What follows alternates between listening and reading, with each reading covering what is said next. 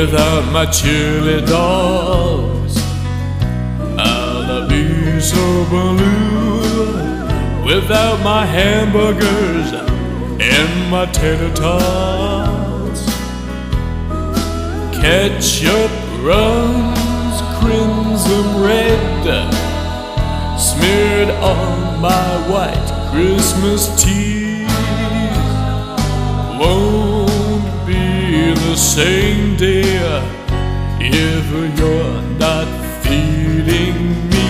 I'll have a blue Christmas, that's certain. If you don't serve pork chops, pizza and chocolate pudding, I'll be doing alright with my Christmas appetite. If you stuff me like a Thanksgiving turkey. Now girl, I really love to eat. You know this to be true.